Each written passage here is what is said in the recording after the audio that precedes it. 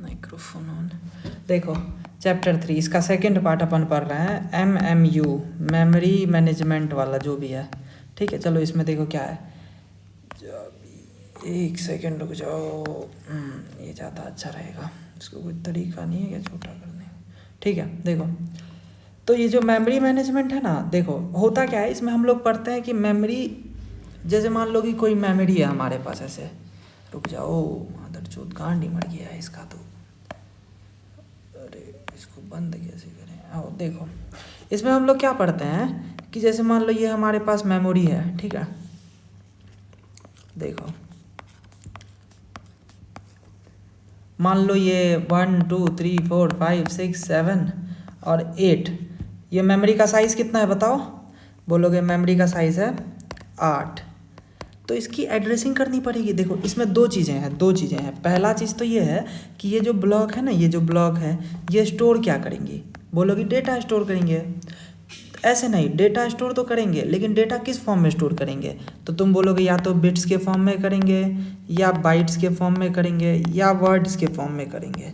Bits क्या होता है 0 1, बाइट्स क्या होता है 1 byte is equal to 8 bit. तो 2 बाइट 3 बाइट 4 बाइट कुछ भी कर सकते हैं, तो 1 बाइट करेंगे। अब देखो अगर मान लो हम बोलना चाह रहे हैं इसमें ना 2.5 बाइट रहेगा, या 2 बाइट रहेगा, 3 बाइट रहेगा, तो उसको वर्ड्स बोल देता है। वर्ड्स क्या है? मोर जनरल है, मोर जनरल।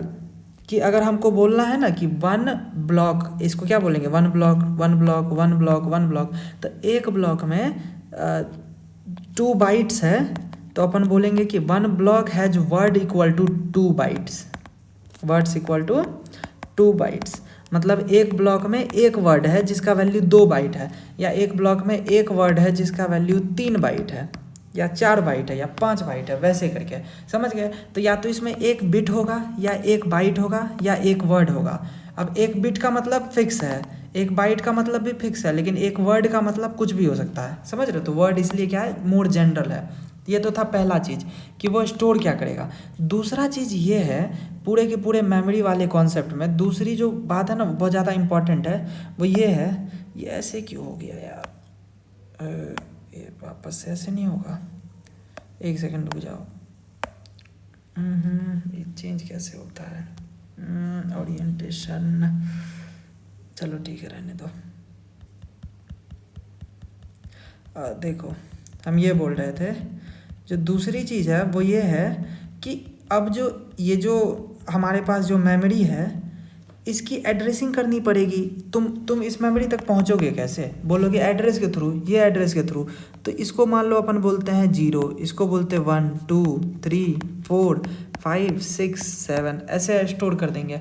लेकिन अब तुम्हें पता है कंप्यूटर 4 5 6 7 ये सब नहीं समझता, कंप्यूटर समझता है बिट्स का भाषा, बिट्स का भाषा। तो बिट्स के भाषा में इसको स्टोर करने के लिए कितना बिट लगेगा? तुम बोलोगे 7 है मैक्सिमम नंबर, और उसको स्टोर करने के लिए 3 बिट्स लगेंगे। तो 0 भी 3 बिट से रिप्रेजेंट हो जाएगा, 1 भी हो जाएगा, 2 भी हो जाएगा, 3 भी हो जाएगा, 4 भी हो जाएगा, 5 भी, 6 भी, 7 भी। तो इससे अपने को एक चीज़ पता चला, अगर मेमोरी का साइज़ 2 का पावर m है ना, तो अपने को m बिट्स लगेगा। एड्रेस का साइज़ क्या हो जाएगा? m bits. समझ रहे हो? उसको उसकी एड्रेसिंग करने के लिए कितनी बिट्स लगेंगी? m bits. समझ में आया तुमको ये चीज़? अगर ये चीज़ समझ में आया तो अभी बहुत मतलब क्लियर हो गया, मतलब मिला जुला करके बहुत चीज़ें क्लियर हो गई। चलो इसको रहने देते हैं क्योंकि तुमको ज़रूरत पड़ता है, ठीक है? अरे हो जा। ये क्या हो गया भाई? पहले कितना अच्छा इससे था, ठीक है रहने दो। चलो देखो तो हमने क्या लिखा, memory consist of large amount of bit byte या फिर वर्ड। मेमोरी के अंदर क्या होता है? बिट बाइट या फिर word, each with its own address. और दूसरी चीज़ क्या थी? पहला तो था क्या होता है, दूसरी चीज़ थी कि कहाँ होता है, एड्रेसेस पे होता है। तो एड्रेस और क्या होगा वो दोनों चीज़ अपन ने पढ़ लिया। हर एक बिट बाइट या वर्ड की एड्रेसिंग करनी पड़ती है ना। ये मान लो यहाँ पे कुछ है तो उसकी एड्रेसिंग करनी पड़ेगी अपने को। We need to give a address corresponding to a single bit और बाइट। इसके करस्पॉन्डिंग उसका एड्रेस, इसके करस्पॉन्डिंग उसका एड्रेस देना पड़ता है। अब देखो बिट का मतलब 0 1, 1 बाइट मतलब 8 बिट, 1 किलो बाइट मतलब 2 का पावर 10 बाइट।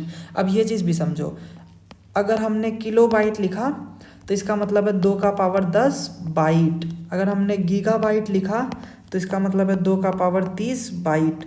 अब यहीं पे अगर हमने लिख दिया 1 गीगाबाइट, इसका मतलब होता है 2 का पावर 10 बिट। समझ रहे हो, ये अगर स्मॉल है इसका मतलब है बिट, बड़ा है इसका मतलब है बाइट। ठीक है, तो वही ये सब याद कर लेना, गीगाबाइट, टेराबाइट, पिकोबाइट। ठीक है, अगर ये याद हो गया तो अब देखो क्वेश्चन है, if memory size is 1 GB, memory का साइज कितना है 1 GB, तो what will be the address size. Address size का यही मतलब है कि सबसे मैक्सिमम नंबर को स्टोर करने के लिए कितने बिट लगेंगे, वही होगा एड्रेस का साइज। एड्रेस का साइज जैसे इस केस में था 3, है ना, 7 को स्टोर करने के लिए 1 1 1, तो 3 था साइज। वैसे ही तो what will be the address size for bit addressing. तो क्या बोल रहा है, एक जो हमारा जो यहाँ पे जो मेमोरी है उसका साइज कितना है 2 का पावर 30। अब क्या 2 का पावर 30 क्या बाइट होगा या बिट होगा, क्या होगा, तो बोलोगे बाइट होगा, ऑफ कोर्स बाइट होगा। क्यों होगा बाइट, क्योंकि देखो ना जीबी क्या है, कैपिटल में दिया हुआ है। ठीक है, तो मेमोरी का साइज कितना हो गया, इतना बाइट। ठीक है, अब देखो क्वेश्चन में बोल रहा है कि अगर ये है तो हमारा जो एड्रेस साइज कितना होगा बिट एड्रेसिंग के लिए, तो अपने को इसको क्या करना पड़ेगा, कन्वर्ट करना पड़ेगा बिट में। समझ रहे हो, मतलब अगर 2 का पावर 30 बाइट है, इसका मतलब है 2 का पावर 33 बिट्स होगा। एक सेकंड रुक जाना, इसका एड्रेस साइज 30 बिट, इतने बाइट्स हैं फॉर बाइट एड्रेसिंग होगा क्वेश्चन में, यहाँ पे बाइट एड्रेसिंग होगा। ठीक है, गलत लिख दिया है। अगर बिट एड्रेसिंग होता तो इतने बिट्स हैं, बिट एड्रेसिंग का मतलब क्या हो जाएगा कि एक ब्लॉक में एक बिट है और टोटल बिट इतने हैं, तो कितने एड्रेसेस बनेंगे, 2 का पावर कितने ब्लॉक्स बनेंगे, ऐसे 2 का पावर 33 ब्लॉक बनेगा। टोटल रिप्रेजेंट करने के लिए कितने बिट्स लगेंगे, एड्रेस साइज क्या हो जाएगा 33। लेकिन अगर बाइट है, बाइट एड्रेसिंग है, तो एक बाइट है, एक बाइट एक बाइट एक बाइट, टोटल कितने बाइट है 2 का पावर 30, तो मेमोरी का साइज क्या हो जाएगा 30। समझ में आया होगा। चलो आगे चलते, वही हमने लिखा है यहाँ पे 5 वाला 7 वाला जो एग्जांपल दिए थे कि 7 अगर 7 है तो क्या होता, वही सब लिखा है कि अगर ये है तो memory size we need 3 bit how, वही सब एक्सप्लेन किया यहाँ पे। फिर उसके बाद एक कंक्लूजन निकाला कि अगर साइज 2 का पावर m है तो एड्रेस का साइज m होगा। चलो देखो, फिर वही क्वेश्चन को सॉल्व कर दिया। बिट्स नहीं, हाँ बिट्स एड्रेस के में इतने बिट्स लगेंगे। ठीक है, बिट एड्रेसिंग समझ में आ गया, एक मेमोरी में क्या होगा एक बिट रहेगा। बाइट एड्रेसिबल मतलब एक मेमोरी ब्लॉक में एक बाइट रहेगा। वर्ड मतलब यहाँ पे मोर जनरल है कि 1 वर्ड की वैल्यू अगर 2 बाइट है तो उसका मतलब एक ब्लॉक में 2 बाइट रहेगा। अगर 1 वर्ड की वैल्यू 3 बाइट है तो 3 बाइट रहेगा। सब वही लिखा, एक वर्ड में 2 बाइट तो टोटल वर्ड 1 गीगाबाइट। वो एग्जाम्पल लिया, ये एग्जाम्पल अगर पढ़ने का मन है पढ़ लेना। वही है कि अगर मान लो मेमोरी का साइज 1 गीगाबाइट है, इसका मतलब 2 का पावर 30 बाइट है, और क्वेश्चन में बोल रहा है कि एक वर्ड में 2 बाइट है, मतलब एक ब्लॉक कितना बाइट स्टोर कर सकता है 2 बाइट। 2 बाइट यहाँ है, फिर 2 बाइट यहाँ है, फिर 2 बाइट यहाँ है, ऐसे ऐसे करके कितने ब्लॉक्स लगेंगे, तो बोलोगे 2 का पावर 30 बाइट टोटल स्टोर करना है और एक ब्लॉक में जा रहा है 2, तो टोटल लगेगा 2 का पावर 29 ब्लॉक्स, यानी कि एड्रेसिंग करने के लिए 29 बिट्स की ज़रूरत पड़ेगी। तो वही लिखा है एड्रेसिंग करने के लिए। फिर ये वाला क्वेश्चन हमने गलत कर दिया था। Number of bits required in the address, memory size कितना है 16 GB। 16 GB का मतलब क्या हुआ, 16 GB का मतलब हो गया 16 इंटू 2 का पावर 30 बाइट। बिट बाइट में ध्यान रखना भाई, अगर बड़ा GB है तो इसका मतलब है byte. Assume the memory is 4 byte addressable. इस 4 बाइट एड्रेसिबल का क्या मतलब हुआ कि टोटल इतने बाइट है तुम्हारे पास, हर एक मेमोरी पे 4 बाइट रख सकते हो, तो टोटल ब्लॉक कितना रहेगा, कितना ब्लॉक लगेगा, बोलोगे 16 इंटू 2 का पावर 30 अपॉन हर एक पे कितना रख सकते हैं 4, तो अपॉन 4। ठीक है, इसका मतलब हो गया 2 का पावर 32 टोटल ब्लॉक्स लगेंगे। इसका मतलब 32 वो लगेगा अपने को एड्रेस का साइज 32 बिट्स लगेगा एड्रेस को रिप्रेजेंट करने में। तो वही लिखा है, अच्छा सही तो था, 2 का पावर तो 32 लगेगा। ठीक है, कोई एक क्वेश्चन गलत किया था। Calculate the size of memory if it's address consist of 22 bits. अब यहाँ पे क्या दिया, एड्रेस 22 बिट्स है, इसका मतलब 2 का पावर 22 ब्लॉक्स है टोटल उसमें, और हर एक ब्लॉक पे कितने बाइट है 2 बाइट। समझ रहे हो, ऐसे 2 का पावर 22 ब्लॉक है और हर एक ब्लॉक पे 2 बाइट है, तो टोटल कितना स्टोर कर रहा है, मतलब टोटल जो है डेटा कितना स्टोर कर रहा है, बोलोगे इतने टोटल ब्लॉक हैं उस पर 2 मतलब बाइट हर पे स्टोर हो रहा है। अरे वही है कि मतलब इतने लोग हैं और सबको 2 चॉकलेट दे रहे हो, तो टोटल कितना चॉकलेट बटेगा, तो वही है 2 का पावर 23, 2 का पावर 23, ये भी सही है। ठीक है, अब memory management unit, memory management unit, 1 second रुक जाओ, देखने दो कितना देर का वीडियो बना, 10 मिनट, ठीक है बढ़िया है। चलो, मेमोरी मैनेजमेंट यूनिट क्या है ये, देखो हमारा जो मेमोरी है उसमें एक होता है कर्नल और एक होता है एप्लीकेशन वाला, जो अपन ने चैप्टर 1 में पढ़ा था।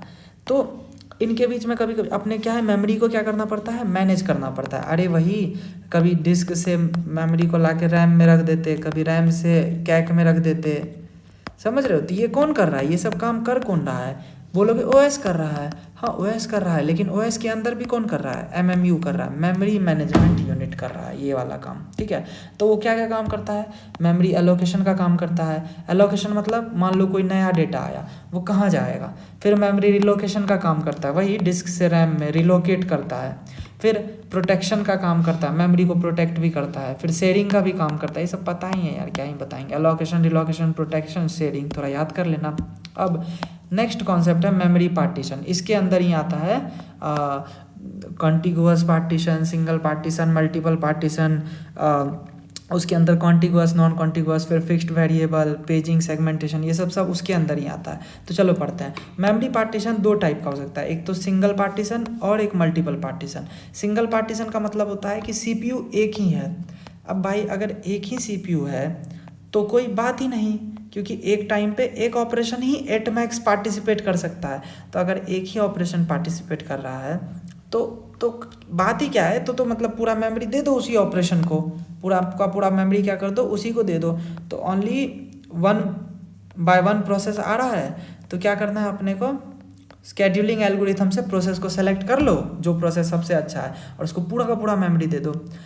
अब चलते हैं मल्टीपल पार्टीशन। मल्टीपल पार्टीशन का मतलब होता है कि मल्टीपल पार्टीशन मतलब multiple CPU, so multiple process fights for memory. Multiple CPU है, मेमोरी तो तुम्हारे पास उतना ही है, मेमोरी तो इतना ही है, सीपीयू बहुत सारे हैं। तो क्या है, ये भी बोलेगा मेमोरी दो, ये भी बोलेगा दो, ये भी बोलेगा दो, ये भी बोलेगा दो। तो अपने पास ऑप्शन क्या है बताओ। अपने पास पहला तो ऑप्शन है, उसको इक्वल 4 अगर प्रोसेस है ना, तो मेमोरी को इक्वल पार्ट में डिवाइड करके इसको दे दो, इसको दे दो, इसको दे दो और इसको दे दो, समझ रहे हो।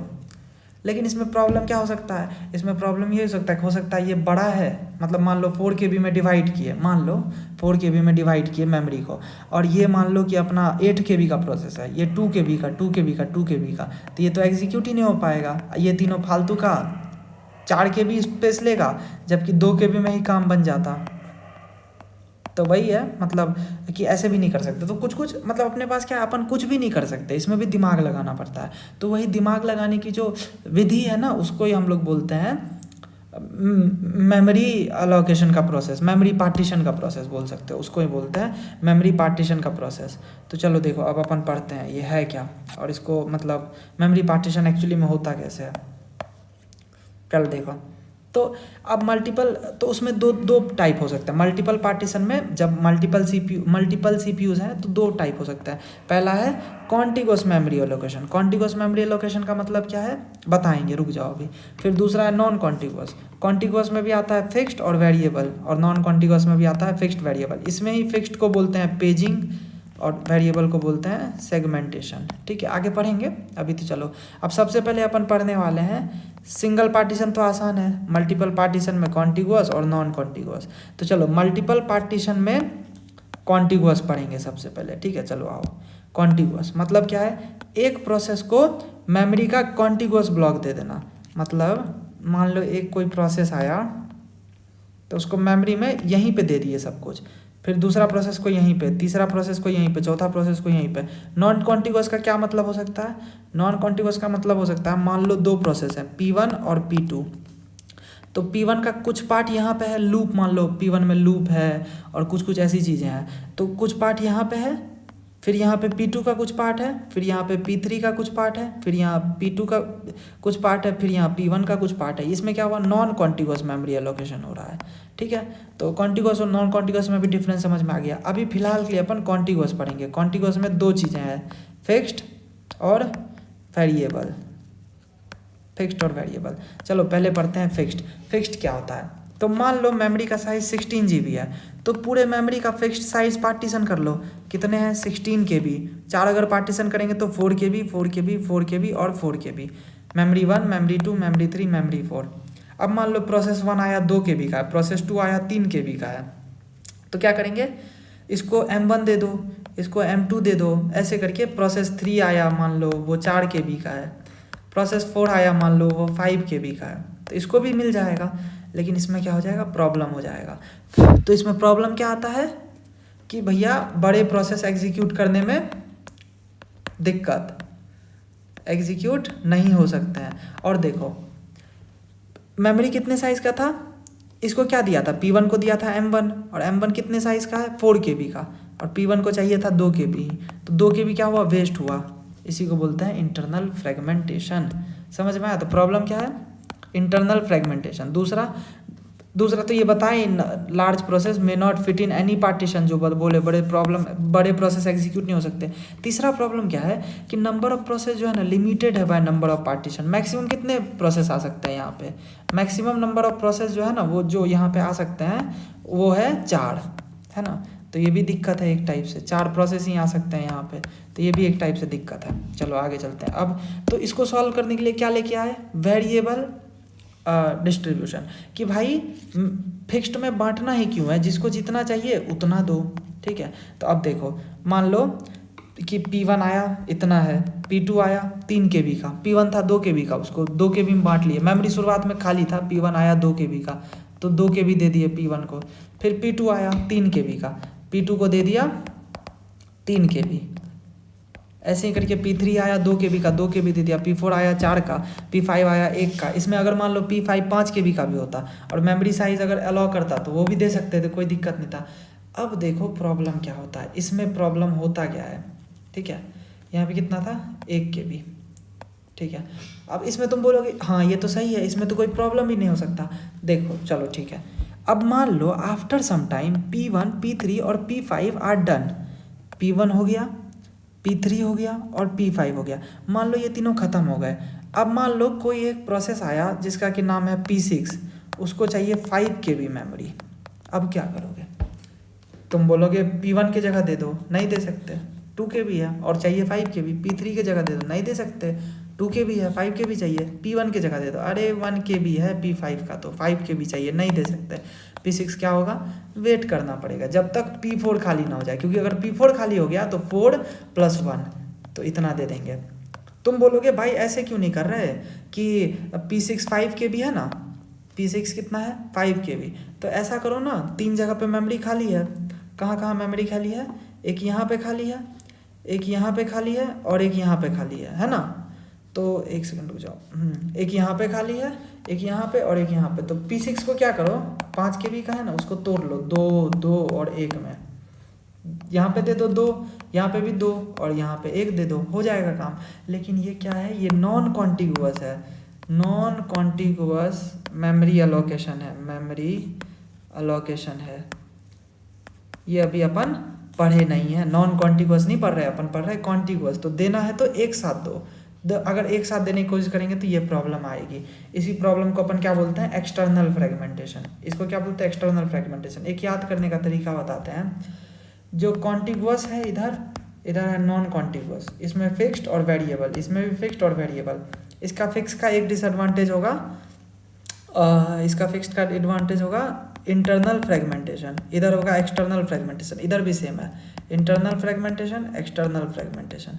याद करने का कि कॉन्टिगुअस फिक्स्ड में internal fragmentation, non contiguous fixed में इंटरनल, कॉन्टिगुअस वेरिएबल में एक्सटर्नल, नॉन कॉन्टिगुअस वेरिएबल में भी एक्सटर्नल। समझ में आया होगा, ठीक है। तो वही चीज़ लिखा है हमने कि टोटल फ्री मेमोरी जो है 5 KB है, लेकिन even then we can't allocate process 6 with 5 KB of memory, क्योंकि कॉन्टिगुअस ब्लॉक खाली ही नहीं है। इसको एक्सटर्नल फ्रेगमेंटेशन बोलते हैं। इस प्रॉब्लम को सॉल्व कैसे करेंगे? बताए, अभी ही बताए कि प्रोसेस को क्या करो, तोड़ लो और इन जगहों पे दे दो। तो वही है। नाउ वी अंडरस्टैंड दैट अपने को कॉन्टिगुअस मेमोरी देना ही नहीं चाहिए, क्योंकि उससे क्या हो रहा है? एक्सटर्नल फ्रेगमेंटेशन हो रहा है। सो P6 5 KB, तो क्या करो, टोटल फ्री मेमोरी कितना है? 2 2 और 1। तो P6 को डिवाइड कर दो, कैसे? 2 2 और 1, मतलब प्रोसेस 6 को माइक्रो ऑपरेशंस में डिवाइड कर लो। पहला माइक्रो ऑपरेशन को बोलो P6A, P6B, P6C। P6A loop मान लो हो सकता है, P6B हो सकता है मेथड, P6C हो सकता है लॉजिक। मान लो 2 और 1 KB में डिवाइड कर लो। अब अलोकेट कर सकते हैं। This is known as non contiguous memory allocation. अब चलो नॉन कॉन्टिग्यूअस मेमोरी एलोकेशन में भी क्या क्या आता है, पेजिंग और सेगमेंटेशन। सबसे पहले पढ़ेंगे पेजिंग। सबसे पहले क्या पढ़ेंगे, पेजिंग। तो देखो पेजिंग में क्या होता है, पेजिंग में क्या होता है, गुड क्वेश्चन। चलो देखो, मान लो प्रोसेस 1 10 KB डेटा चाहिए। मान लो प्रोसेस 1 जो है 10 KB मेमोरी एलोकेशन चाहिए। सो अपने को प्रोसेस को पार्ट्स में तोड़ देते हैं, नॉन कॉन्टिग्यूअस है तो प्रोसेस को पार्ट्स में तोड़ देते हैं, but there are some limitation. मान लो 10 KB को तोड़ना है, मान लो 10 KB को तोड़ना है, तो हो सकता है कि जो ऐसा थोड़ी मन है कि 1 1 1 1 1 1 में तोड़ लो। अरे वो प्रोसेस है भाई, हो सकता है ये प्रोसेस 4 KB ही लेगा, इससे ज़्यादा तोड़ ही नहीं सकते, समझ रहे हो। तो मान लो मैक्सिमम 4 में तोड़ सकते हैं, इसको भी 4 में, बाकी 2 में तोड़ सकते हैं। तो 4 4 और 2 में अपन ने क्या किया, उसको ब्रेक कर लिया, 10 को ब्रेक कर दिया। 4 4 और 2 में 10 को ब्रेक कर दिया। These are called pages. ठीक है, हमने क्या किया, पेज बनाए। कितने पेज बनाए, 3। पेज 0 कितना है, 4 KB का। पेज 1 कितना है, 4 KB का। पेज 2 कितना है, 2 KB का। 2 लिखना था, 2 KB। मतलब पेज 2 4 KB का है, लेकिन लेगा कितना, 2 KB। देखो हम क्या बोल रहे हैं कि मेमोरी में अब अपन क्या करेंगे, 3 पेज लेंगे। ठीक है, ये भी 4 KB, और मान लो मेमोरी का साइज 12 KB है, मान लो, तो ये भी 4 KB लेगा। कितना, ये 4 का 4 ले लेगा P1, फिर ये 4 का 4 ले लेगा P2, फिर ये 2 लेगा इसमें से। तो यहाँ पे देखो इंटरनल फ्रेगमेंटेशन आया ना, 2 KB बच गया, तो याद भी करा दिए हैं। ठीक है, देखो अब देखो 3 पेजेस में ब्रेक किया इसको। अब और कॉम्प्लेक्स है, देखो कॉम्प्लेक्स क्या है कि 4 KB है ना, तो 1 2 3 4, फिर वैसे ही 1 2 3 4, 1 2 3 4, 4 4 है ना। तो समझ रहे हो, पेज 0 पे कितने ऑफसेट बनेंगे, 1 2 3 4, 4 ऑफसेट बनेंगे, 1 2 3 4, 4 ऑफसेट। फिर वैसे ही पेज 1 पे भी, पेज 2 पे भी 1 2 3 4, 1 2 3 4, 4 4 ऑफसेट हर जगह पे बनेंगे। समझ में आया। तो ऑफसेट का साइज कितना हो गया, 1 KB। पेज का साइज कितना है, 4 KB। पेज साइज हो गया 4 KB, मतलब एक पेज का साइज कितना हुआ, 4 KB। पेज का साइज कितना है, 3। और पेज साइज नहीं, इसको क्या बोलेंगे यार, जो हमारा जो 1 पेज साइज, हाँ 1 पेज का साइज, ये है अपना पेज। ठीक है, ये जो टोटल देख रहे हो ये है अपना पेज। तो पेज का साइज 3 है, और एक उसके अंदर जो पेज है उसका साइज कितना है, 4 है। और फिर उसके अंदर क्या है, ऑफसेट कितना है, ऑफसेट का साइज क्या है, एक ऑफसेट 1 बिट 1 KB स्टोर कर रहा है। समझ में आया। तो प्रोसेस 1 10 KB का था, उसको 3 पेजेस में डिवाइड कर दिए, 4 4 4 बाइट, 4 4 और 2 बाइट के। फिर हर एक पेजेस को 4 ऑफसेट में ब्रेक कर दिया। देखो अब this info is generated by तो CPU, ये तो अपने CPU ने जनरेट किया। समझो, ये जो हमने सेव किया ना अभी, ये जो पेजेस वगैरह सब जो किया है, ये जो पेज किया अपन ने, लैंड ऊपर जा, ये देखो ये जो अपन ने पेज किया ना यहाँ पे सेव, 1 2 और 3। ठीक है, मान लो ये जो पेज अपन ने सेव किया ना, यही है कैच मेमोरी। ऐसे ही होता है कैच मेमोरी में सेव। ये रहा पेज 1, पेज 2, पेज 3, उसके अंदर क्या होते हैं, ऑफसेट्स। तो ये तो है कैच मेमोरी। लेकिन भाई कैच मेमोरी में थोड़ी डेटा रहता है, मतलब तुम बोलोगे हाँ डेटा रहता है, लेकिन कैच मेमोरी में डेटा एग्जीक्यूशन के टाइम पे रहता है ना। नॉर्मल टाइम पे डेटा कहाँ रहता है, डिस्क में, और उससे भी पहले बोले तो रैम में, रैम से डिस्क में। ये नहीं पढ़ेंगे रैम से डिस्क में कैसे होता है, एग्जीक्यूशन से, मतलब कैच से रैम के बीच में पढ़ते हैं कि मान लो इसमें डेटा नहीं मिला तो क्या, समझ रहे हो। तो ये हो गया पेजिंग तो तुमको समझ में आ गया। लेकिन पेजिंग में और लिखना पड़ता है कि देखो ये तो डेटा जो था हमारा वो किसने जनरेट किया, CPU ने, ये breaking extra. So let CPU generate 1011। मान लो CPU ने जनरेट किया अब 1011, तुमने कैच मेमोरी में डेटा स्टोर करके रखा है, CPU ने जनरेट किया 1011। इसका मतलब क्या है, पहला जो शुरू का क्या है 10 का मतलब 2, और दूसरा क्या है 11 का मतलब 3। ये बोल रहा है कि सेकंड पेज का 3rd ऑफसेट बताओ। सेकंड पेज ये है, उसका थर्ड ऑफसेट 1 2 3 4 ये वाला ऑफसेट बताओ। समझ में आया? सेकेंड पेज का थर्ड ऑफसेट बताओ। तो इसका मतलब ये होता है कि मान लो अब CPU ने जनरेट किया 1 0 1 और 1। तो अब जो है अपना सवाल ये है कि 1 0 1 1 ढूंढेगा कैसे? तो ये जाएगा कैच मेमोरी में। कैच मेमोरी में ये पेजेस पे जाएगा, बोलेगा कौन से पेज पे जाना है, बोलेगा 1 0 पेज पे जाओ। 1 0 पेज मतलब सेकंड पेज पे जाओ, गया सेकंड पेज पे। फिर 1 1 ऑफसेट लेके आओ, मतलब थर्ड ऑफसेट को लेके आओ, लेके आएगा। अब मान लो इसको मिला ही नहीं, मान लो CPU ने जनरेट किया 1 1 1 और 0 0 0। तो अब क्या बोलोगे कि अपने को 1 1 1 पेज पे जाके 0 0 0 डेटा लेके आना है, मतलब 0 0 1 मान लो, ठीक है। इसका मतलब क्या है, 1 1 मतलब 7th पेज पे जाके फर्स्ट ऑफसेट लाना है, फर्स्ट ऑफसेट को लेके आना है।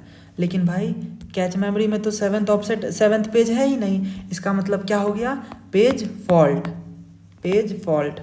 अब वो कहाँ जाएगा, रैम में। अब मैपिंग होनी चाहिए ना रैम में, मैपिंग होनी चाहिए ना कैच और रैम के बीच में, ताकि वो उस जगह से रैम में जा सके।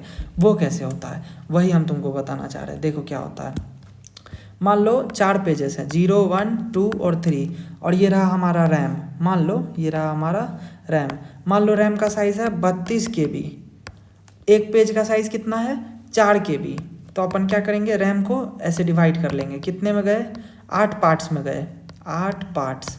8 पार्ट में डिवाइड हो गया, इस पार्ट को फ्रेम बोलते हैं। तो कितने फ्रेम है टोटल, 8 फ्रेम। समझ रहे हो, ये जो पेज टेबल है इसको कैचे मेमोरी भी बोलते हैं। कैचे मेमोरी में एक ब्लॉक को पेज बोलते हैं और रैम में एक ब्लॉक को फ्रेम बोलते हैं, ठीक है। अब देखो पेज 0 का डेटा को क्या करो, मान लो F1 खाली था, मान लो F0 नहीं था खाली, F2 F3 नहीं था खाली, F5 नहीं था खाली। तो पेज 0 को F1 में डाल दिया, पेज 1 को F4 में, पेज 2 को F6 में, पेज 3 को F7 में। अब मान लो उसने जनरेट किया 1 1, मान लो कि 1 1 1 वही 0 0 1। तो अब वो बोलेगा, रुक जाओ एक सेकंड, 1 1 1 नहीं, चलो मान लो उसने जनरेट किया, इसमें से ही पूछ लेते हैं कि मान लो उसने जनरेट किया 1 0 1 1। तो ये बोलेगा कि भाई सेकंड पेज का थर्ड ऑफसेट चाहिए, तो ये आएगा यहाँ पे ढूंढेगा सेकंड पेज का थर्ड ऑफसेट। मान लो ये खाली है, तो क्या हुआ, पेज फॉल्ट हो गया कि भाई नहीं मिला डेटा। तो ये क्या करेगा, अब पेज 2 का इक्विवेलेंट फ्रेम ढूंढेगा। पेज 2 का इक्विवेलेंट फ्रेम है F6, तो F6 पे जाके अब ये थर्ड ऑफसेट लेके आएगा। F6 पे भी कितने वो हैं, 4 है ना, बता चुके हैं ना, 4 ऑफसेट ही होंगे। क्यों, क्योंकि 32/4 KB में डिवाइड किया था, तो 4 ऑफसेट हैं इस यहाँ पे भी। तो क्या करेगा, पेज 2 पे गया, वहाँ से थर्ड ऑफसेट लेके आना था, लेकिन देखा पेज 2 खाली है, तो वो क्या किया, मैपिंग किया, मैप करके यहाँ पे आया और बोला 1 2 3 4, तो मतलब थर्ड ऑफसेट को लेके आना। तो ये वाला ऑफसेट को ये क्या करेगा, रिटर्न कर देगा। समझ में आया? तो वो जो अपन पढ़ते थे पेज फॉल्ट, वो काम कैसे करता है। तो पेजिंग समझ में आया होगा, पेजिंग समझ में आया, तो फिर ये भी समझ में आया होगा कि रैम से डेटा कैसे लेके आते हैं। बस इतना ही था पेजिंग में, तो यही लिखा है हमने कि ये जो था ये लॉजिकल एड्रेस था। लॉजिकल एड्रेस क्या, 1 0 1 1, इसमें ये था पेज नंबर, ये था ऑफसेट। तो ये लॉजिकल एड्रेस कौन जनरेट करता है, CPU। Page number, page side, offset समझ में आ ही गया है। अब एक्चुअली ये बता रहा है लॉजिकल स्टेट ऑफ डेटा, ये लॉजिकल स्टेट बता रहा है। लॉजिकल स्टेट मतलब होता है कि इसका कोई सिग्निफिकेंस थोड़ी है, ये तो बस एक ऐसे मतलब है ना जो CPU ने जनरेट किया है। समझ रहे हो, CPU हम चाहते तो हम कुछ और तरीके से भी जनरेट कर सकते थे, तो ठीक है CPU ने ऐसे जनरेट किया डेटा को। अब CPU ने ऐसे जनरेट किया, और जो हमारा एक्चुअल डेटा है वो हम अपन जाके अब इस इंफॉर्मेशन के बेसिस पे फिजिकल मेमोरी में ढूंढेंगे। फिजिकल मेमोरी क्या है हमारा, कैशे मेमोरी। कैशे मेमोरी में जाके ढूंढेंगे, नहीं मिला तो क्या होगा, पेज फॉल्ट। पेज फॉल्ट होगा तो कहाँ ढूंढेंगे, रैम में। यही एक पूरा प्रोसेस है जो पेजिंग में अपन यूज़ में लेते हैं, ठीक है। आ गया होगा समझ में। अब इसमें देखो प्रॉब्लम क्या हो सकता है, वही है पेज नंबर 2 का इक्विवेलेंट फ्रेम नंबर 6 है, फ्रेम नंबर 6 का थर्ड ऑफसेट लेके आना है। तो थर्ड पे मान लो C था, तो we want third offset, so the data is C। समझा पूरा प्रोसेस।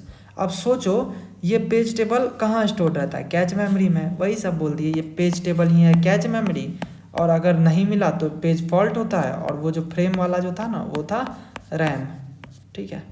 बस वही था। अब देखो हाँ तो ठीक है, जितने ऑफसेट यहाँ होते हैं उतने ही ऑफसेट यहाँ पे भी होते हैं, ये तो अपन ने देख ही लिया, जरूरी भी है। और offset tells us how many bits या बाइट्स इन वन फ्रेम। अगर 4 ऑफसेट हैं तो 4 बाइट हो सकता है या 4 बिट हो सकता है या 4 वर्ड हो सकता है, ये भी पढ़ ही चुके हैं। आगे चलो, इसको इग्नोर करो, फालतू चीज़ है, पढ़ लो समझ में आ ही जाएगा। मान लो number two total bit required to represent a single page is 4 है ना, 1011।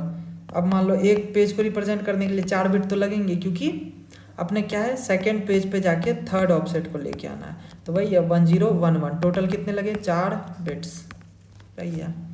अब पेजिंग के साथ प्रॉब्लम क्या है, 10 KB का था, 4 4 और 2 में डिवाइड कर लिया, जो कि बताए भी थे ना कि 10 KB का था, तो 4 4 और 4 में डिवाइड किया तुमने मेमोरी को।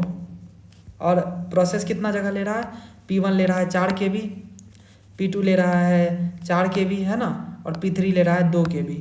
तो यहाँ पे 2 KB क्या हुआ फ्री, जिसका कोई यूज़ नहीं है, इस वजह से इसको क्या बोल देंगे अपन, इंटरनल फ्रेगमेंटेशन। ठीक है।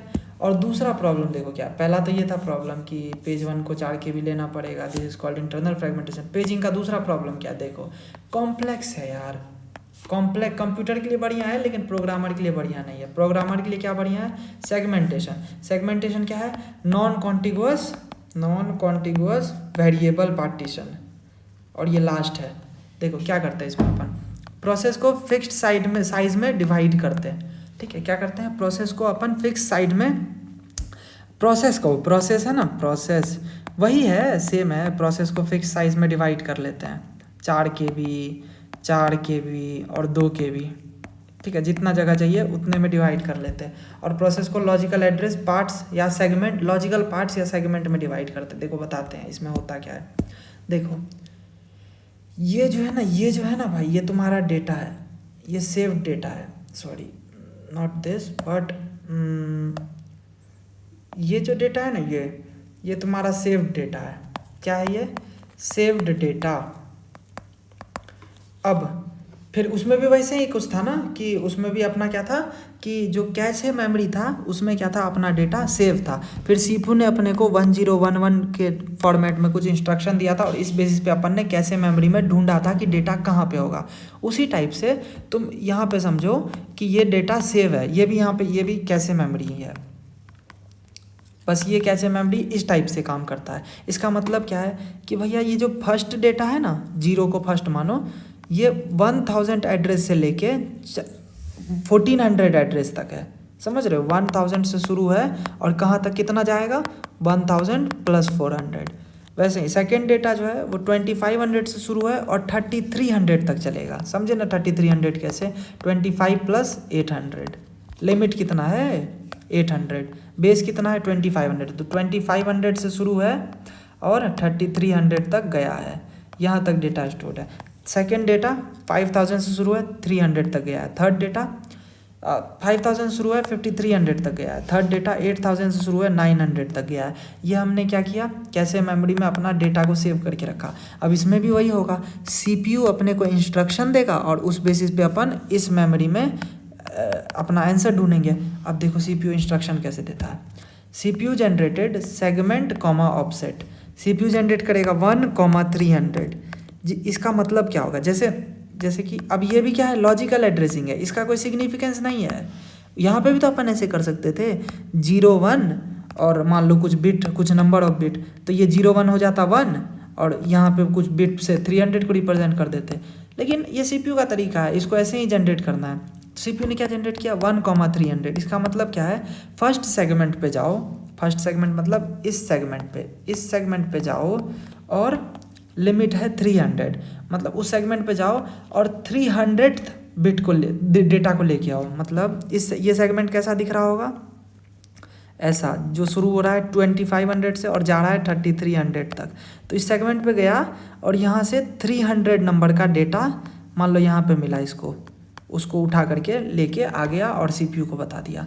समझ में आया कि 1,300 है, तो इसका मतलब CPU want to fetch the data of first segment का 300 ऑफसेट, तो फर्स्ट सेगमेंट का 300 डेटा। तो अपने को भाई अब देखो, ठीक है, फर्स्ट सेगमेंट पे गया और उसका 300 डेटा को 300 ऑफसेट मतलब 2800 को लेके आ गया। मान लो सीपीयू ने कुछ और जनरेट किया होता, मान लो सीपीयू ने जनरेट किया होता 2,500।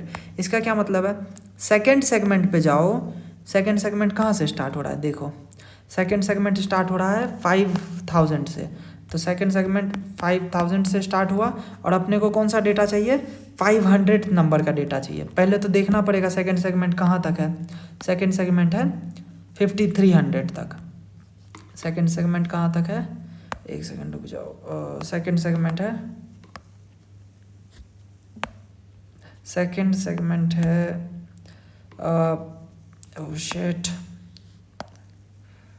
देखो फिर से बताते हैं क्या बोल रहा है, सेकेंड सेगमेंट का 500 ऑफसेट को लेके आओ। तो अपन गए सेकेंड सेगमेंट पे, देखिए 500 से स्टार्ट है और 5300 तक गया है। तो 5000 से स्टार्ट है और कहाँ तक गया है, 5300 तक, और अपने को 5000 पे जाना था और वहाँ से 500वां ऑफसेट को लेके आना था। एग्जिस्ट ही नहीं करता है, 1 ऑफसेट एग्जिस्ट करता है, सेकेंड, थर्ड, फोर्थ, 5, 6 ऐसे करके 300 तक एग्जिस्ट करता है। 301 के बाद तो एग्जिस्ट ही नहीं करता है। इसका मतलब यहाँ पे क्या हो गया, पेज फॉल्ट, कि भैया इतना डेटा कैक के पास नहीं है, अब तुम रैम के पास जाओ और डेटा लेके आओ। इसमें रैम के पास कैसे जाते हैं वो सकलेचा ने नहीं पढ़ाया था। रैम के पास कैसे जाते हैं, पेजिंग में पढ़ाया था, पेज फॉल्ट होता है तो रैम किसे कैसे कनेक्ट करते हैं, इसमें भी कुछ वैसे ही होगा, लेकिन ठीक है अपने को नहीं पढ़ाया, उतना पूछेगा भी नहीं, ठीक है। अपने को बस यही है कि इसमें क्या है, अपने को बेस दिया रहता, लिमिट दिया हो रहता, सेगमेंट नंबर दिया रहता, फिर सीपीयू सेगमेंट कॉमा ऑफसेट नाम का लॉजिकल एड्रेस जनरेट करता है और उस बेसिस पे अपन क्या करते हैं, चेक करते हैं सबसे पहले कि भैया जो ऑफसेट जनरेट हुआ, जैसे इस केस में 500 जनरेट हुआ था, इस केस में 500, वो लिमिट से कम है या नहीं है। वो लिमिट से कम होगा तभी ढूंढ सकते, लिमिट से कम या बराबर। अगर ऑफसेट बड़ा हो गया लिमिट से तो डेटा नहीं मिलेगा और क्या हो जाएगा, पेज फॉल्ट। समझ में आया सेगमेंटेशन क्या है, तो यही था सेगमेंटेशन। तो देखो सेगमेंटेशन में कुछ हार्डवेयर सपोर्ट मिलता है अपने को, हार्डवेयर लिखना चाह रहे थे आप, पता नहीं क्या लिख दिए, हार्डवेयर सपोर्ट। हार्डवेयर सपोर्ट, क्या हार्डवेयर सपोर्ट मिलता है, STBR मतलब सेगमेंटेबल बेस रजिस्टर। ये जो बेस है ना वो कौन स्टोर करता है, STBR रजिस्टर है ये, और STLR क्या रजिस्टर करता है, लेंथ। लेंथ मतलब वही कि भाई 500 से स्टार्ट, 5000 से स्टार्ट हो रहा है और 5300 तक जाएगा, तो कितना लेंथ हुआ, 300 हुआ ना बेसिकली ऑफसेट। तो STLR ऑफसेट स्टोर करता है और STBR बेस को स्टोर करता है। अब देखो एडवांटेज क्या है, वो प्रोग्रामर के लिए अच्छा नहीं था, ये प्रोग्रामर के लिए अच्छा है। इसमें प्रोटेक्शन आसान है, हर सेगमेंट को अपन क्या करते हैं, अलग अलग परमिशन दे सकते हैं कि सेगमेंट 0 पे कोड रहेगा, सेगमेंट 2 पे डेटा रहेगा, थर्ड पे स्टैक रहेगा। कोड को अपन रीड और एग्जीक्यूट दे देंगे, इसको रीड और राइट, इसको रीड और राइट, तो क्या है, प्रोटेक्शन बढ़ गया। शेयर कर पाना आसान है, ठीक है, क्योंकि कोड को सेगमेंट में डिवाइड कर दिया है, समझ रहे हो। तो अपन क्या कर सकते हैं, इसको वो कर सकते हैं, इंटरनल फ्रेगमेंटेशन नहीं है लेकिन एक्सटर्नल फ्रेगमेंटेशन है, क्योंकि सेगमेंट वेरिएबल साइज होता है। अरे लिख के आ जाना एक्सटर्नल फ्रेगमेंटेशन। अब चलो नेक्स्ट टॉपिक है वर्चुअल मेमोरी। देखो वर्चुअल मेमोरी से भी पहले कुछ टॉपिक्स हैं जो अपने को पढ़ने पड़ेंगे, ठीक है। ये बेसिकली अपना जो मोस्ट इंपॉर्टेंट चीज़ था ना इस चैप्टर में वो ख़त्म हो गया है। अब कुछ ऐसा गिना चुना टॉपिक है जो कि अभी हम तुमको बताते हैं। देखो ये यूनिट 3 है, इसका दूसरा लेक्चर बना देंगे। हमको चाहिए एक खाली जगह, अगर हो तो यहाँ है, वैसे फिर भी कोई पेज खाली नहीं है क्या, ये रहा, चलो यहाँ पे बढ़ा देंगे। तो देखो अब अपन सबसे पहले पढ़ेंगे ओवरले, ठीक है। कुछ टॉपिक हैं ओवरले। ओवरले क्या होता है, ओवरले देखो तो देखो हमारा जो मेमोरी है वो हो सकता है 100 MB का, और जो प्रोग्राम है मेन मेमोरी, मतलब जो मेन मेमोरी या कैसे मेमोरी जो भी समझो, रैम मान लो, रैम है हमारा 100 MB का, और जो प्रोग्राम है वो हो सकता है 200 MB का। जैसे GTA 5 का गेम मान लो कि 8 GB का रैम है और GTA 5 का गेम है 16 GB का, तो उसको चला सकते हैं, ख़राब चलेगा लेकिन चला तो सकते हैं। कैसे, ओवरले की हेल्प से। ओवरले में क्या करते हैं अपन कि इसमें जो है ना हम लोग वही पेजिंग सेगमेंटेशन सबसे कुछ डेटा को रैम में लेके आते हैं, डिस्क से जो डेटा अभी ज़रूरी है उसको रैम में लेके आ गए, और फिर उसके बाद जब कुछ और डेटा चाहिए होगा तो मान लो ये वाला डेटा को बाहर निकालेंगे और वो डेटा को अंदर लेके आ जाएंगे। तो यही है मतलब कि प्रोग्राम में मल्टीपल प्रोग्राम को क्या करो, जैसे मान लो ये 200 MB का प्रोग्राम है, उसको मल्टीपल पार्ट में डिवाइड कर दो, 1 2 3 4 पार्ट में मान लो 50 MB ऐसे 50 MB में डिवाइड कर दिया। अब ये रहा हमारा रैम में क्या करो, रैम का साइज़ कितना है 100 MB। तो इसमें क्या करो, मान लो ये वाला 50 MB की ज़रूरत है, ये वाले 50 MB की ज़रूरत है, दोनों को ले आओ। अब मान लो इसका ज़रूरत नहीं है, इसका ज़रूरत है, तो इसको रिप्लेस करके इसको ले आओ। मान लो इसका ज़रूरत नहीं है और इसका है, तो इसको ले आओ, इसको रिप्लेस करके। समझ में आया? तो यही क्या है अपना ओवरले का कॉन्सेप्ट। ओवरले हो गया। वर्चुअल मेमोरी में क्या करते हैं, वर्चुअल मेमोरी उधर लिखा है, वर्चुअल मेमोरी में क्या करते हैं वैसे, फिर भी चलो एक बार पढ़ लेते हैं वहीं से, क्योंकि ज़्यादा अच्छे से समझ में आ जाएगा। वर्चुअल मेमोरी में देखो क्या करते हैं। मान लो एक गेम है 8 GB का, but RAM is only 4 GB, then how will you run the game. तो बोलोगे तो सेम ओवरले वाला ही सॉल्यूशन लगा देंगे। ओवरले और वर्चुअल मेमोरी सेम होता है। ओवरले पुराना टेक्निक है, वर्चुअल मेमोरी नया टेक्निक है, बस और कुछ नहीं। या वर्चुअल मेमोरी को अपन डिमांड पेजिंग से वो करते हैं, डिमांड पेजिंग से मतलब अपन क्या बोलते हैं यार उसको, मतलब हासिल करते हैं। तो यहाँ वर्चुअल मेमोरी काम में आता है। कैसे? वो कहता है 4 GB का रैम लाओ एंड बाकी 4 GB को रैम में लाओ, 4 GB को रैम में लाओ और बाकी 4 GB को डिस्क में ही रखो। जब ज़रूरी पड़ेगा तब पेज स्वैपिंग करके करते चलेंगे। एंड इस तरीके से मेमोरी को यूज़ करने के तरीके को वर्चुअल मेमोरी कहते हैं। ठीक है, समझ में आया? मान लो कोई प्रोग्राम है which is 10 pages long and RAM can store 4 frames. So frame 0 पे पेज 0, फ्रेम 1 पे पेज 1, फिर पेज 2, फिर पेज 3। बच गया क्या? 4 5 6 7 8 9 10 ये पेजेस बच गए। 9 10 नहीं, मतलब 0 से शुरू हुआ तो 9 तक ही जाएगा ना। इतने पेजेस बच गए, कोई दिक्कत नहीं। बाद में जो ये 4 से 9 तक पेज है ये डिस्क पे ही रहने दो। जब CPU को ज़रूरत पड़ेगी पेज 6 की मान लो, तो पेज फॉल्ट जनरेट होगा और OS जो है डिस्क से लेकर के आएगा, इनमें से किसी एक को बाहर निकाल देगा और उसको लेके आ जाएगा। इसको कौन मैनेज कर रहा है? MMU मैनेज करता है। डिसएडवांटेज क्या है भाई? पेज फॉल्ट जनरेट होता है तो फालतू का पेज फॉल्ट, मतलब एक टाइप से प्रॉब्लम ही है ना। पेज फॉल्ट जनरेट हो रहा है, टाइम लग रहा है, थ्रेसिंग हो सकता है। मान लो बार बार अपन क्या कर रहे हैं, पेज फॉल्ट ही जनरेट कर रहा है, तो भाई अपने क्या है, अपना जो मल्टीटास्किंग है वो बहुत ज़्यादा बढ़ जाएगा। समझे? मल्टीटास्किंग बहुत ज़्यादा बढ़ जाएगा। और मल्टीटास्किंग जब बढ़ता है तो पढ़े ही होंगे फर्स्ट चैप्टर में कि थ्रेसिंग हो जाता है, थ्रेसिंग हो जाएगा। स्लो डिस्क एक्सेस, मतलब बार बार जिस डिस्क को हिट करोगे तो डिस्क क्या होता है, मूव करता है। और अगर डिस्क मूव करेगा तो डिस्क में वियर एंड टियर होगा, तो उसके बाद फिर वो डिस्क धीरे धीरे क्या हो जाएगा, स्लो हो जाएगा। तो ये था हमारा वर्चुअल मेमोरी का कॉन्सेप्ट। अब नेक्स्ट कॉन्सेप्ट देखो, ओवरले आ गया होगा समझ में। ओवरले को मैनेज कौन करता है? तो प्रोग्रामर।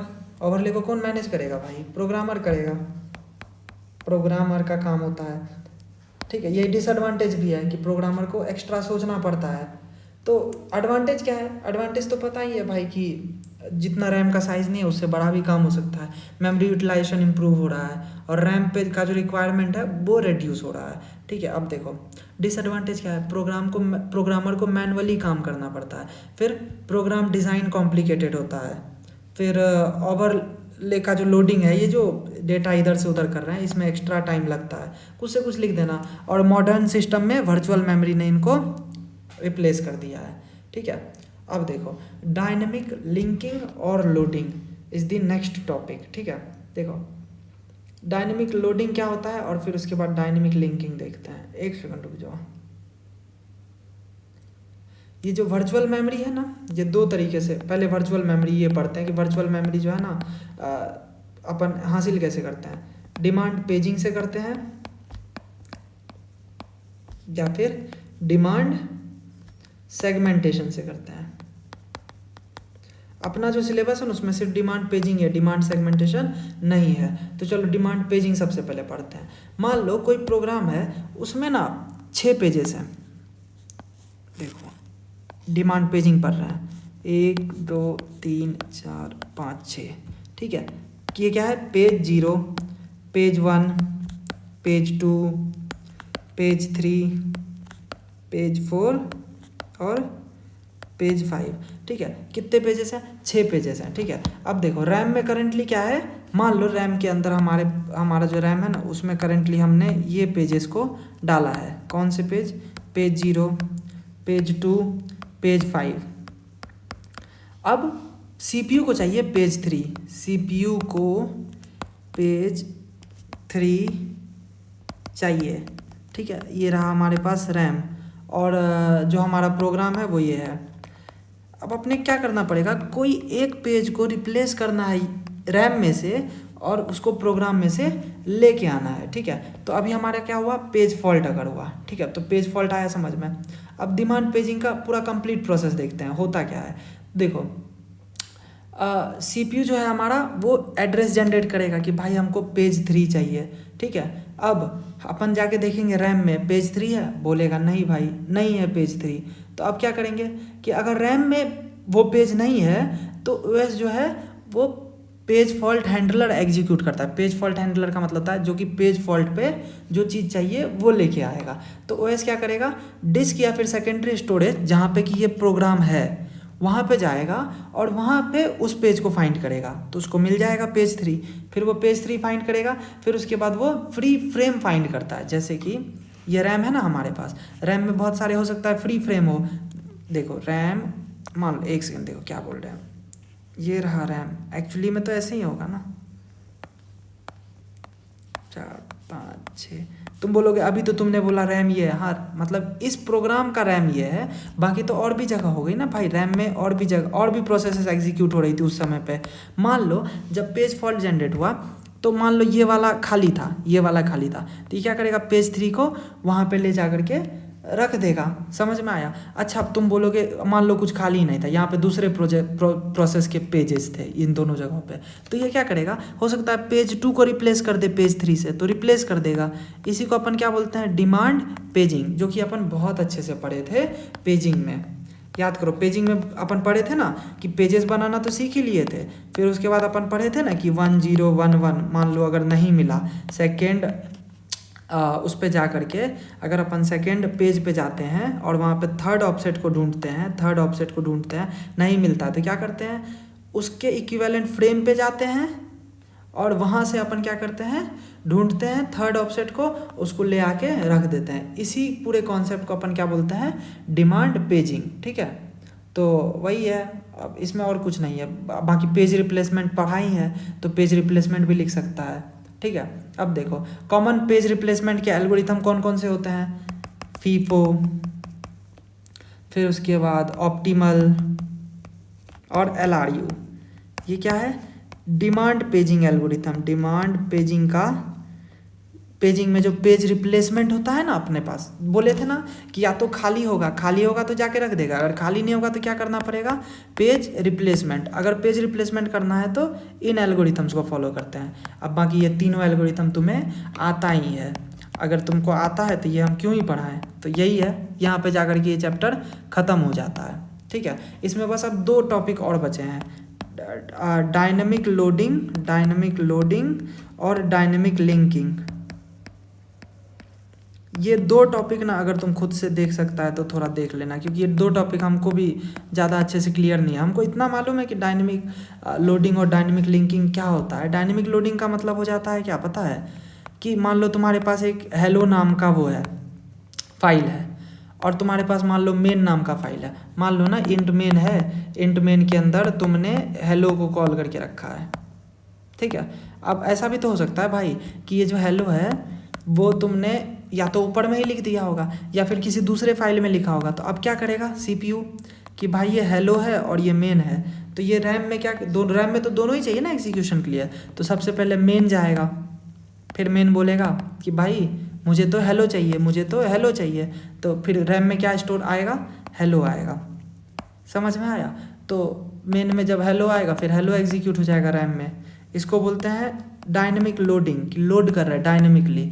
फिर डायनेमिक लिंकिंग क्या होता है? डायनेमिक लिंकिंग होता है कि अब मान लो यही जो सेम फाइल है ना हेलो, ये एक लाइब्रेरी के अंदर था। अरे जैसे कि मान लो तुम सी प्रोग्रामिंग में लिखते हो प्रिंट एफ, तो क्या तुम ये प्रिंट एफ को खुद से लिखे हो? नहीं ना। प्रिंट एफ के लिए अपन क्या लिखते हैं? इंक्लूड, ऊपर में लिखता है ना इंक्लूड studio.h ये लिखते हैं। फिर उसके बाद अपन लिखते हैं मान लो प्रिंट एफ आकाश। अब देखो ये प्रोग्राम काम कैसे करेगा। तुम बोलोगे सबसे पहले ये क्या करेगा, मेन में लिख रहे हैं, मेन नाम का वो है, सॉरी मेन नाम का क्या है, प्रोसेस है। मेन नाम का प्रोसेस ही बोलोगे ना इसको, जो भी बोलो, मेन नाम का मेन फंक्शन है। तो मेन आया बोल रहा है, हाँ ठीक है भाई मेन आ गया। अब मेन ने बोला कि भाई, मेन बोलता है कि भाई मुझे कुछ प्रिंट एफ नाम का चीज़ चाहिए। मेन आया और studio.h भी आया, studio.h आया। अब देखो शुरुआत में क्या हुआ, मेन आया studio.h आया। अब मेन ने बोला कि भाई मुझे प्रिंट एफ नाम का फंक्शन चाहिए, तो प्रिंट एफ को क्या तुम बोलोगे, जैसे यहाँ पे हेलो चाहिए था तो हेलो को लोड कर दिया, ऐसे यहाँ प्रिंट एफ को लोड कर दो। कैसे करोगे लोड? प्रिंट एफ तो है ही नहीं, प्रिंट एफ तो इस लाइब्रेरी के अंदर है। तो अपन यहाँ पे क्या करते हैं, प्रिंट एफ को लोड नहीं करते हैं। क्या बोले हम? प्रिंट एफ को लोड नहीं करते हैं। अपन क्या करते हैं, इस लाइब्रेरी में जो प्रिंट एफ है ना वो किसी एड्रेस पे होगा। अब इस लाइब्रेरी में बहुत सारे फंक्शंस होंगे, मान लो प्रिंट एफ यहाँ है, तो ये जो मेन है ना इसका पॉइंटर यहाँ पे सेट कर देते हैं। तो इससे क्या होता है, ये यूज़ कर लेता है। तो अपन ने क्या किया, लिंक कर दिया दो प्रोसेसेस को। तो इसी को क्या बोलते हैं, डायनेमिक लिंकिंग। तो लोडिंग लिंकिंग में क्या डिफरेंस हो गया, लोडिंग में जो है फंक्शन लाइब्रेरी के अंदर नहीं होता है, लिंकिंग में फंक्शन लाइब्रेरी के अंदर होता है। फिर और अगर कुछ डिफरेंस मतलब इसमें अगर ऐसे सोचने की कोशिश करें तो क्या हो सकता है डायनेमिक, इसमें देखो डायनेमिक लोडिंग में जो है रन टाइम पे प्रोसेस लोड हो जाता है, इसमें रन टाइम पे लाइब्रेरी लोड होता है, सिर्फ प्रोसेस लोड नहीं होता। इसमें क्या होता है कि लिंक होता है, समझ रहे हो कि लोडिंग वर्सेस लिंकिंग। रुक जाओ इधर लिख देते हैं, लोडिंग और यहाँ पे लिंकिंग। लोडिंग में क्या होता है, रन टाइम पे क्या होता है, रन टाइम पे प्रोसेस लोड हो जाता है। इसमें रन टाइम पे प्रोसेस क्या होता है, रन टाइम पे प्रोसेस लोड नहीं होता, लाइब्रेरी लोड होता है। इसमें क्या होता है, रन टाइम पे अपना लिंक होता है प्रोसेस। ठीक है, बोलोगे ठीक है बढ़िया है। दूसरा डिफरेंस क्या होगा, कुछ भी लिख सकते हो। इसमें फोकस जो है लोडिंग पे होता है, इसमें फोकस किस पे होता है, लिंकिंग पे होता है। फिर उसके बाद और आगे अगर यहाँ पे देखो, यहाँ पे ऐसे है कि यहाँ पे लाइब्रेरी कोड से कनेक्शन जोड़ते हैं, लाइब्रेरी कोड कनेक्शन है ना, बोले थे ना studio.h में जाएंगे और फिर उसके कोड से कनेक्ट करेंगे। यहाँ पे नो लाइब्रेरी नीडेड, ठीक है। फिर उसके बाद जो मेमोरी यूजेस जो है ना वो यहाँ पे कम लगता है, यहाँ पे पूरा लाइब्रेरी उठा के लाना पड़ेगा, यहाँ पे सिर्फ एक फंक्शन से काम चल जाएगा। तो मेमोरी यूजेस जो है कम है यहाँ पे। फिर उसके बाद और देखो वही लोडिंग मैकेनिज्म, लिंकिंग मैकेनिज्म, कुछ भी इतना लिख दोगे ना बहुत है। तो ये वाला टॉपिक भी पढ़ा ही दिए यार एक टाइप से, बाकी तुम देख लेना। ये सब ना ऐसा है कि उसने बहुत छोड़ के पढ़ाया, उसने बहुत अजीब तरीके से पढ़ाया है इस OS में। उसने क्या किया है, कुछ टॉपिक किसी लेक्चर में पढ़ा दिया, कुछ टॉपिक किसी लेक्चर में, इस वजह से थोड़ा दिक्कत आता है। बाकी जो भी है अपना मेरे ख्याल से 3rd चैप्टर पूरा कंप्लीट है, 3rd चैप्टर मेरे ख्याल से पूरा कंप्लीट है। MMU हम पूरा पढ़ा दिए, बाकी तुमको ये तो सिस्टम कॉल और ये स्केड्यूलर ये सब आता ही है। तो ठीक है भाई, चलो इसको ख़त्म करते हैं।